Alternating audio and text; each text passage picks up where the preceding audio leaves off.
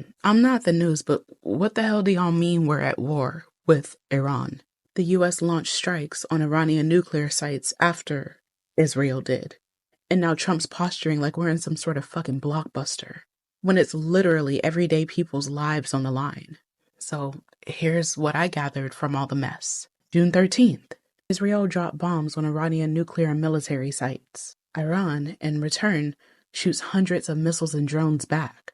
Trump backs Israel at the G7, demands Iran surrender, then sends in strikes on 3 Iranian nuclear facilities. Don't know if I'm saying these right, but it's Esfahan, Fordow, and Natanz. And suddenly Tehran is mining the Gulf. Israeli built tension across the region, and Gulf states are scrambling as global oil prices threaten to crash again. And what's Trump doing? He's on Twitter, threatening Iran's supreme leader. We know exactly where you are. Easy target, quote unquote. Look, that wasn't me. I didn't say it. He did. This man is off his fucking rocker. Bro, you should be in a nursing home, not the White House. Meanwhile, his people are scrambling. Advisors behind the scenes begging for diplomacy, cautioning him that this could expand, this could wake the entire region. But here's what people aren't saying. This isn't just another bomb drop. It's a flare that lights up instability across the Middle East. Civilian lives, fervent oil markets, global alliances, and American bases. Imagine waking up to find out that your government just decided war with a nuclear-capable nation. Zero consensus, zero plan, and Trump's attention span. Remember the 2003 Iraq hype? Shock and awe. This is the same playbook. We strike fast, they surrender. Then the media moves on. Right, then people die for years. And the backlash lasts generations. And let's get this clear, this isn't about nukes today. It's about Trump's volatility. Bomber swagger with no grave responsibility. He calls Iran a nuclear threat after shelling their plants, while there's no evidence that Iran restarted a bomb program in 20 years. So here we are. Warhawks clapping, advisors panicking, Iran threatening bases, Gulf states bracing, oil prices spiking. And we're just stuck watching this chaos unfold. This isn't a tough leader taking a stand. This is reckless brinkmanship. And while Trump glances at polls, tweets threats, and puffs out his chest, ordinary people are paying the price. This is life or death stuff. I put a couple of solid news creators in the description below.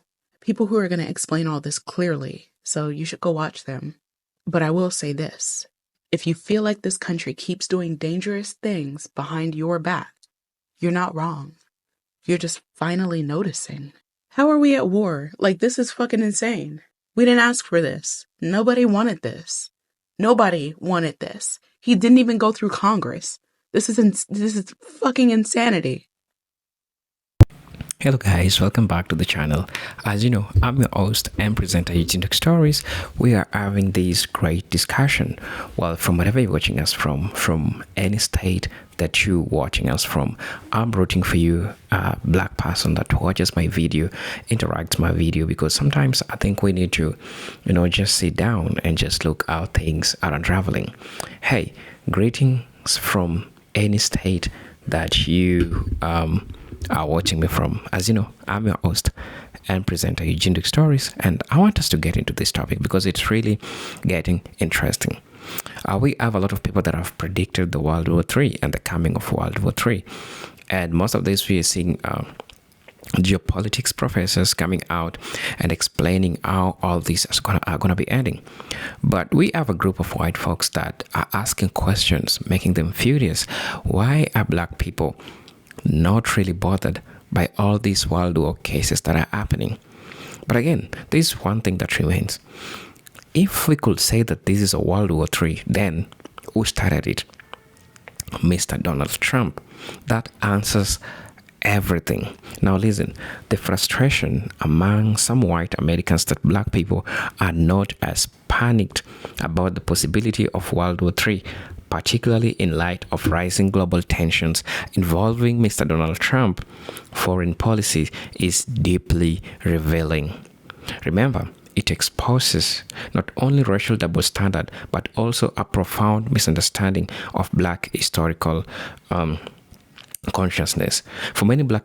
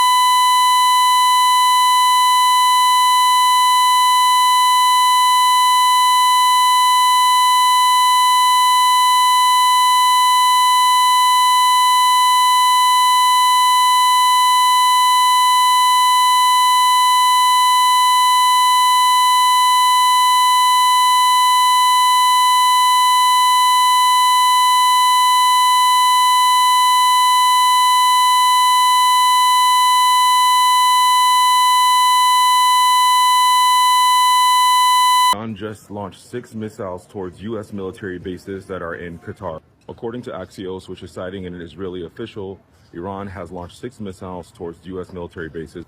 Axios had reported earlier today, this morning, that Iran was preparing to attack U.S. targets, but they have officially confirmed that they have launched towards U.S. targets. This comes after Iran told America that there would be repercussions for attacking them and that they would attack said targets. Explosions have been heard in the capital city of Doha, and the U.S. Embassy had urged all Americans to shelter in place, and Qatar has closed their airspace. I don't think anyone is actually shocked that Iran is attacking U.S. targets because the U.S. bombed Iran for a war that they were not a part of, and I think that there will be more attempted targets. Like I've been saying, this entire scenario was completely avoidable, and now we have another country whose citizens are at risk of being hurt for the actions of another country that we had nothing to do with. And we'll just wait and see how this unfolds. Iran just launched missiles at U.S. military bases in Qatar, which means stage 2 of World War III is here.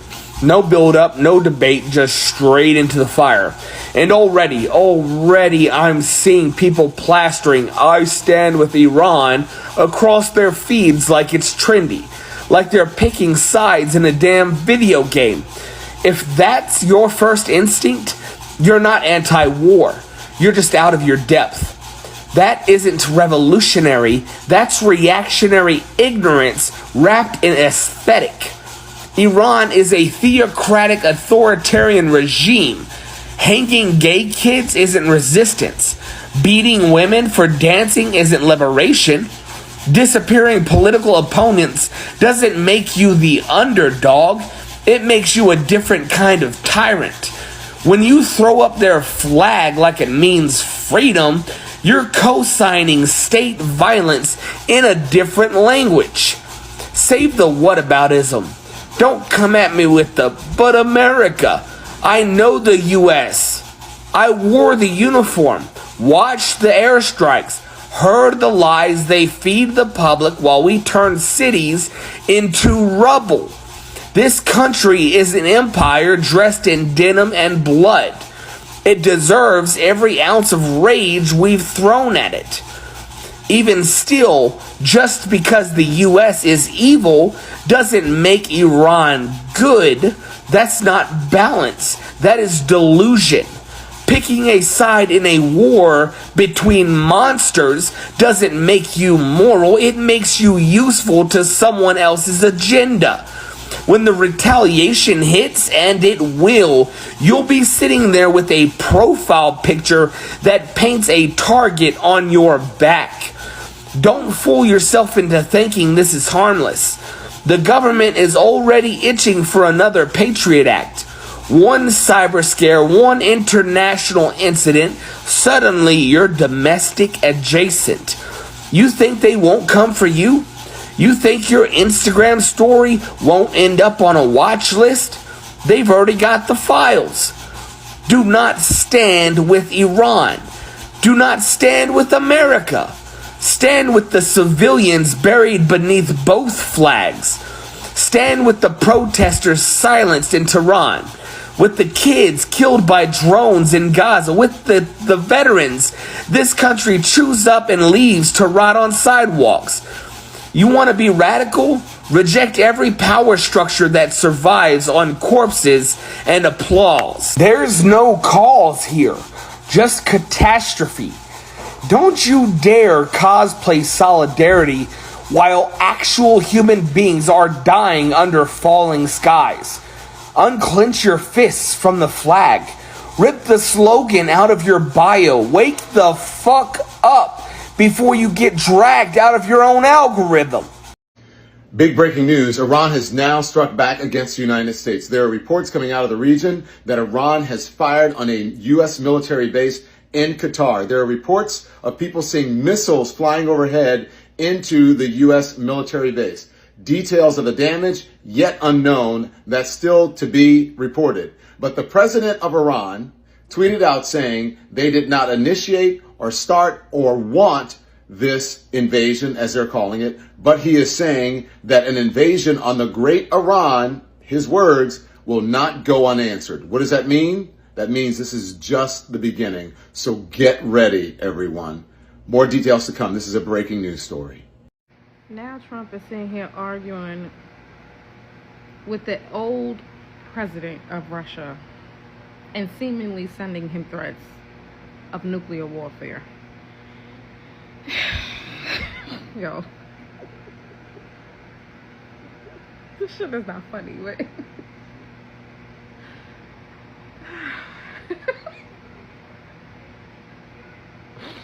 What the fuck is going on right now, yo? I hate America. Yo, I hate America so much. It's not funny. It's not funny. But I'm black and that's all I can do is just laugh. Because... what's wrong? Like, I hate y'all. I hate y'all because y'all chose us. And I want to be very fucking clear when I say this shit. The reason why this country is at the fate that it is at of impending doom, demise, destruction, and the unaliving of possibly millions of people in this fucking country is because y'all chose a president out of pure racism and homophobia. That's it. It's nothing else to say. There's no other explanation. It's very clear cut, concise. That's it. You decided that the black woman, or the black POC mixed woman was not enough to keep this country regulated and or to do something better. That's what you decided. You decided that you hated black people so fucking much. You decided that you hated the LGBTQ community so fucking much. You decided that you were sick of all the fucking goddamn Latinas and Asian goddamn communities so fucking much that you decided to put this R word in office. A felon. It's like, you cannot not keep mentioning the fact that this man has the brain size of a fucking grape. Like, my cats move smarter than him. It makes no sense at this point. And another thing, real quick. This world is going straight to shit, hell, and gasoline fucking drawers out of one thing. Pure senility.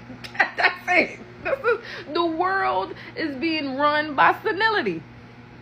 I want you to understand that Trump is like, what, 80 years old? The motherfucker from Iran, I don't know how to pronounce his name, I'm not going to try because I'm not going to offend nobody, is over 80. Isn't he like 85? Right? Vladimir Putin is what? 72? And Netanyahu is like 75, if I'm correct, right? A bunch of old ass, angry, grumpy fucking men. Cis heterosexual men. Y'all are consistently allowing to run the fucking world. Y'all running this shit straight into the motherfucking ocean. Straight into the motherfucking ocean. That's who you really need to be afraid of. You need to be afraid of the motherfucking ocean. Because the ocean and the earth is tired of y'all niggas. All y'all. And at this point, I am not using the N-word in conjunction with just meaning black people. I am talking about all y'all ignoramuses, as my mama would say. The ocean is who you need to be afraid of. Y'all are letting people that are suffering from physical and cognitive decline or deterioration run this country. A group of fucking men who was born like at maximum 4 generations ago and is constantly trying to curate the world into the image of what they felt comfortable with as a child. Because they didn't know no fucking better. And because they dumbass parents who's been long deceased told them that the world was a better place then.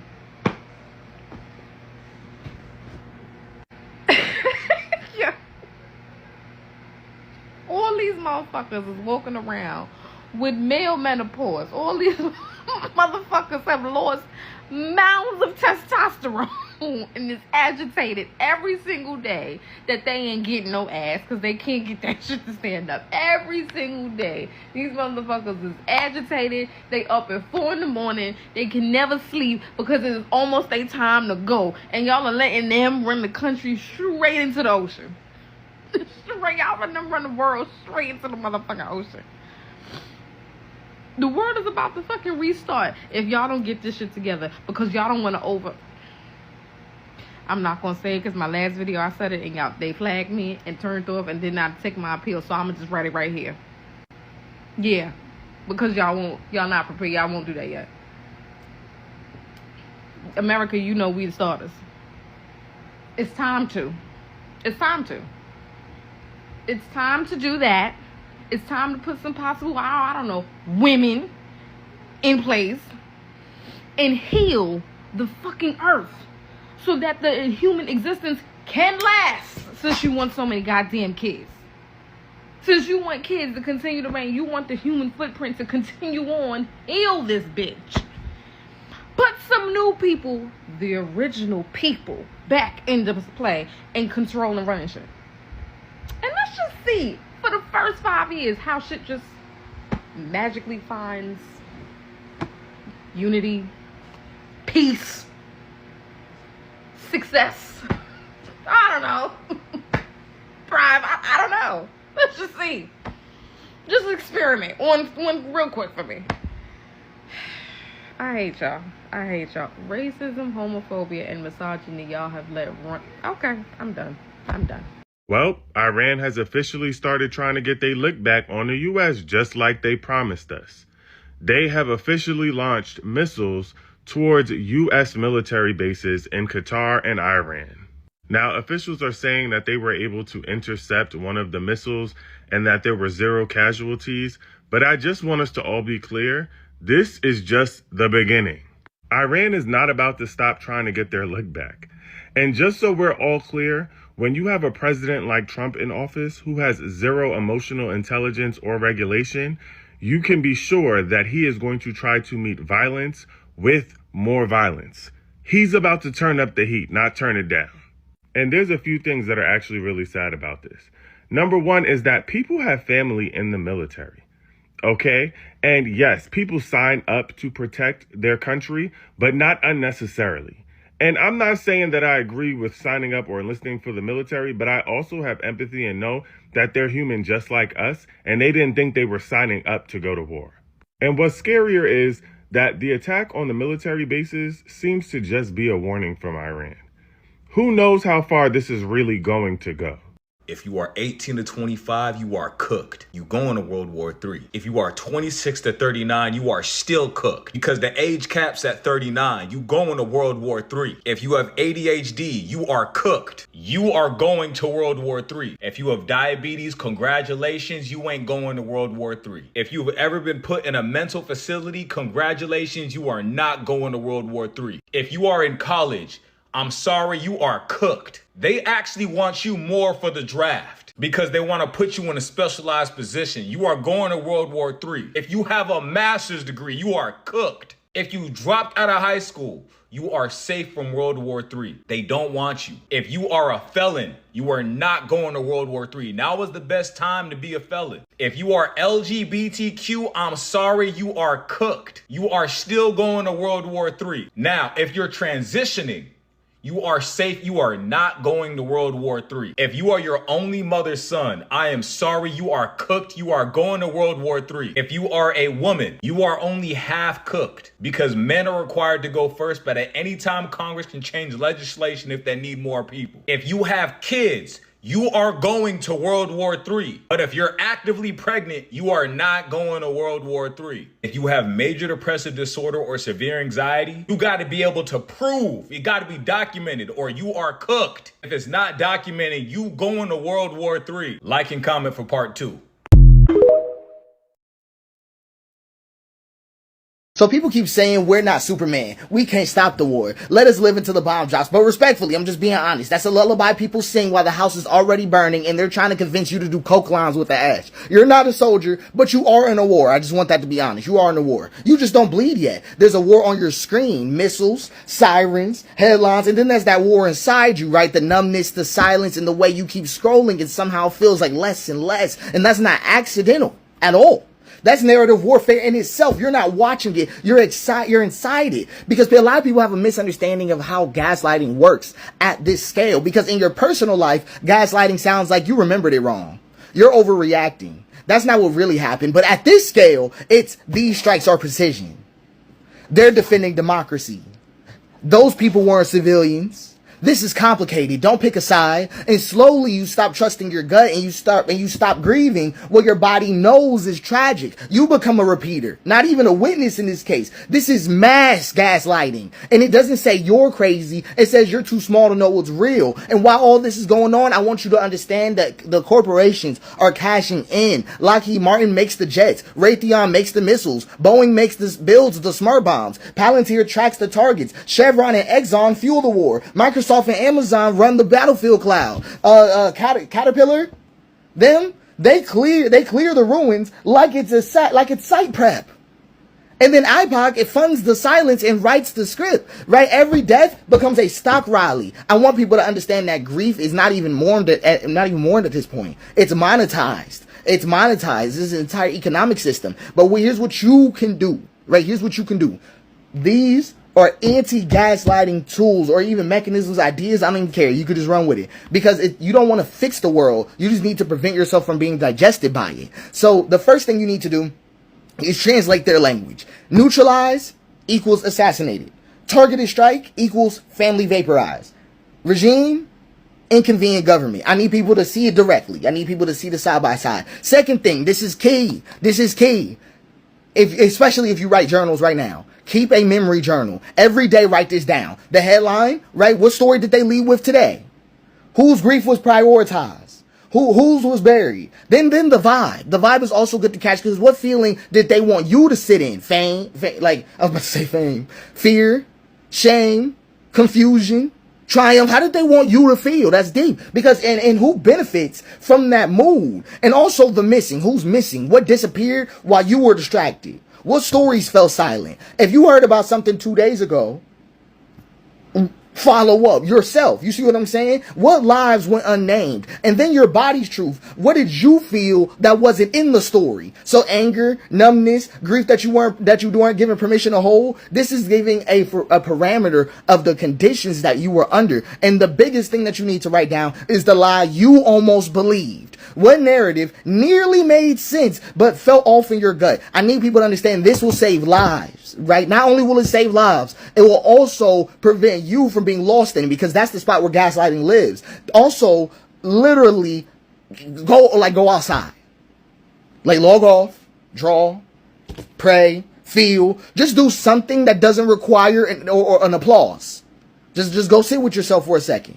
Because things like this is going to be stressful. It just is functionally. But also this is important for other people too. Because it's important to understand that grief is being monetized. Right? That's all it is. So Iranian grief being monetized. Our grief being monetized. Palestinian grief being monetized. Right? We need to look at who's profiting from this case. Right? Because they're profiting from the grief. Now, when we talk about Israeli grief, because a lot of people have like a weird opinion on this, they don't need sympathy or empathy, but I do need to know who's making money from their grief, because they making money from my grief. So I don't know why everybody acts like that's a hard conversation, because they don't need any of that. We just need to get to who we need to get to. But in all of this, right, I want you to catch a particular thing. The war machine is the state, the capital, and the spectacle. The spectacle, importantly, right? And all we have is the ability to witness grief, but also to remember it. Please understand that a lot of these people will not get justice. A lot of people waiting for some kind of beautiful moment. You are their justice. Your memory, your voice, all of that. Because the machine doesn't fear missiles, but it does fear people who refuse to forget. So you're not a reporter for the algorithm. Right? You're not an emotional mule for the war state either. But you are a witness. You are key. You are not powerless in this. I just need people to understand that this is going to end with whoever remembers the truth. Right? That's how it ends. Whoever remembers the truth. So, hope this was helpful. We'll go over some other aspects of it, but I want people to stick with the company names because it's important to understand. Lockheed Martin, Raytheon, Boeing, Palantir, Chevron, Exxon, Microsoft, Amazon, Caterpillar, iPod. I mean, literally, they well funded. This whole situation is well funded. They've been plotting this for a while now. I'm talking about billions of dollars was in getting preparation for this kind of thing, and it's traceable. It's on Google. They open about it. So, but yeah, this is what I had to offer right now, what I've been sitting with, and what I was able to come up with. Let me know if y'all have any ideas for anti-gaslighting tools. Literally, this is important to discuss. Like we need variation on this. We need innovation on this, because how we remember this will matter. You know what? Now, I officially want an apology. Because 2 days ago, a lot of y'all said, in defense of the stupid decision that the taco made to commit an act of war against Iran, a lot of y'all said wasn't gonna matter. A lot of y'all kept saying, we're not gonna be at war. Iran's not gonna do anything. That's the beauty of being America, having our military. They're not gonna do anything.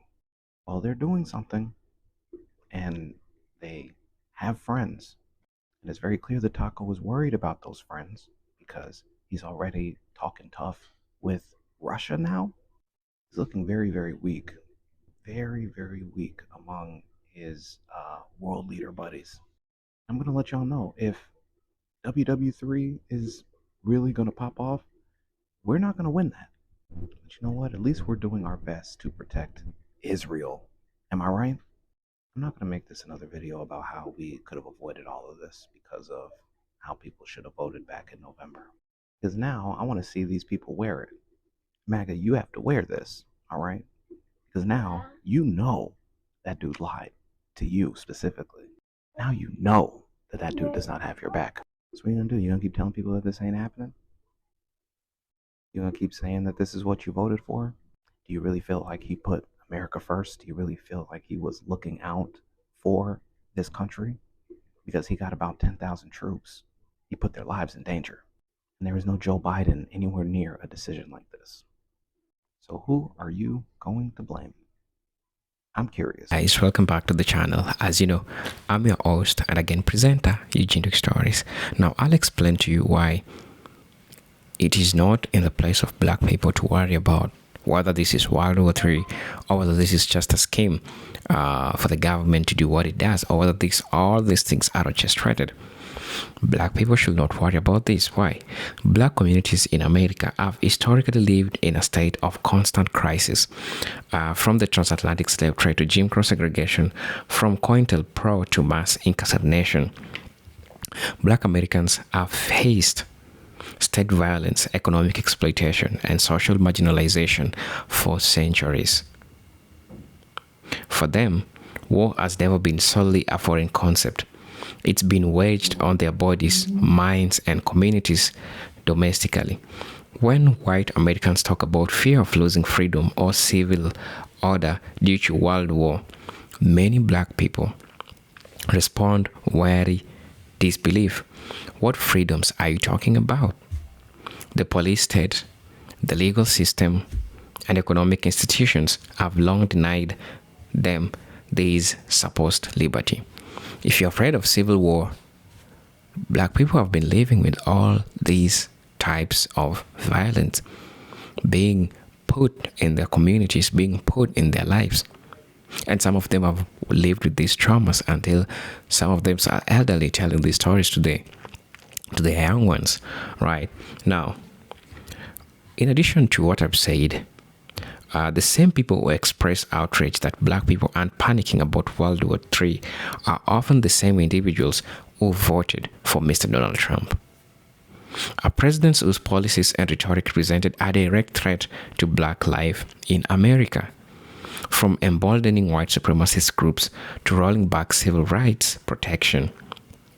Trump's administration made clear that it had little regard for well-being of black communities. So when white conservatives who helped elevate such a leader now demand collective anxiety over potential war, many black people see this hypocrisy and refuse to participate in the fear-mongering. Yeah, I think that's really fair, and that's really true, and that's how it's supposed to be. Again, black people are also deeply aware of the propaganda machine. They have watched for decades how American manufactures fear to justify imperial wars abroad. Talk about Vietnam, Iraq, Afghanistan, Libya, and now potentially Iran or Russia. These wars are almost always framed as necessary intervention for peace and democracy, but they often result in chaos, civilian deaths, resources grabs. Meanwhile, the same government that funds trillions for war constantly fails to fund schools, healthcare, and housing in black neighborhoods. Black communities know that wars rarely benefit them, and they know better than to blindly trust government narratives. Also, another reason as to why I'll say that many black people are not armed in spiritual and psychological resilience is the spiritual and the psychological resilience that they have. First, centuries of surviving slavery, segregation, lynchings, and systemic oppression have forged a collective toughness. This doesn't mean that they are apathetic. It means that they've learned to conserve emotional energy and focus on real, immediate threats to their communities.